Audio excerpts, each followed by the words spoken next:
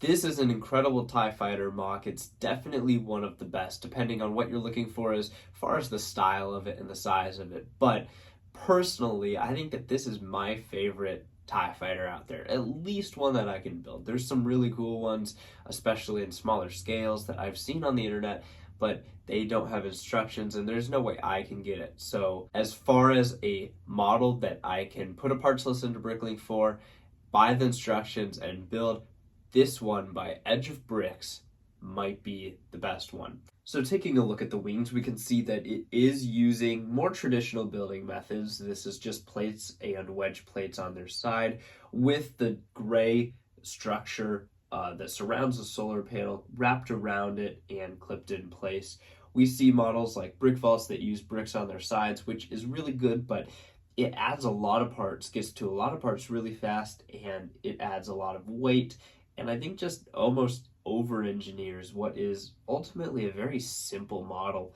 And I think that it goes a little bit too far, because I do like the exposed studs, keeping it looking like Lego. If I wanted a super hyper realistic model, I'll buy a super hyper realistic model. I kind of like the look of Lego studs on my Lego MOCs, but aside from that, I just think that the depth of the two plates versus a brick is better. It's much thinner, and when you're wrapping around the gray structure on the outside, it lets a little bit of the wing be sunken in instead of being the exact same profile as the outer band. So I do appreciate that as well. As you can see, there's a hexagonal shape here, and it has one of the official TIE Fighter prints, which looks really good. And you probably notice a little bit of Technic engineering here, which I won't make you wait. This is pretty much the cool feature of this TIE Fighter. As you can see, the wings fold up, and it is actually the TIE Outland from The Mandalorian that Moff Gideon flew, which is really cool because when you look at it, it looks like a great TIE Fighter design. I mean, it's two Technic lift arms and some connectors to hold it in. I don't think that it takes away from the model almost at all. Definitely not noticeably. I mean, it's so little, and I think it is just seamlessly worked into this design. It's very impressive, and it adds a lot. It adds a really cool function. This can now be used in a ton of different MOCs and situations that it couldn't have been otherwise, and I think that that's just super cool. I haven't seen anyone really tackle the TIE Outland, especially not this well at this scale. So I think that that's really cool, and it's pretty much a perfect TIE Fighter with a bonus, just with a cherry on top. So I think that that's really cool. The shaping around the cockpit is another thing that I think Edge of Bricks did great with. I love the use of these quarter macaroni bricks. These look really good. They line up with the dish really well, which I think looks really, really nice. I'm kind of not the biggest fan of the large quarter bricks that Jarek will use. I think this shape captures the look a lot better, and I like the cockpit being a little more built up like this. So I'm definitely a fan of that.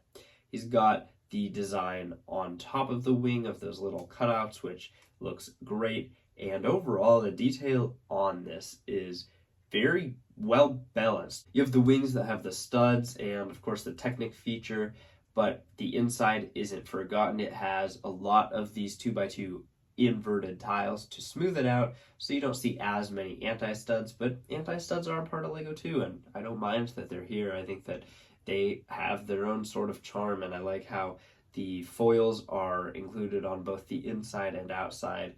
They look really good. I'm a huge fan of it.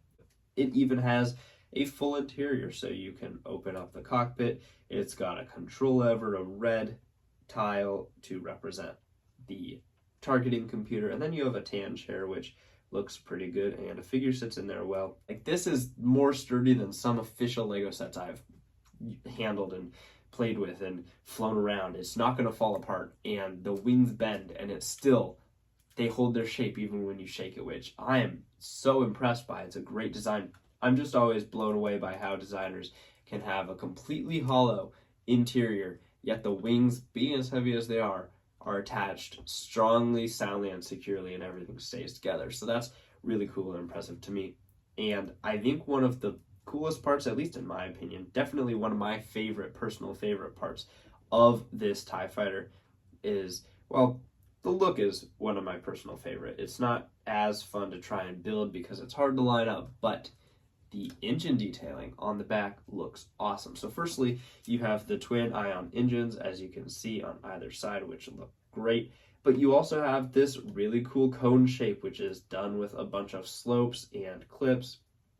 And they're really hard to line up. They are clipped onto a tile modified with a stud, so it's not necessarily a perfectly legal technique. I don't know. Lego's done a few sketchy builds like this before, so it might be, but it is very hard to line everything upright, especially with the notches in this piece. They make it a little bit difficult to line up perfectly, and this is about the best I can do, but it looks really cool, and I love that detail.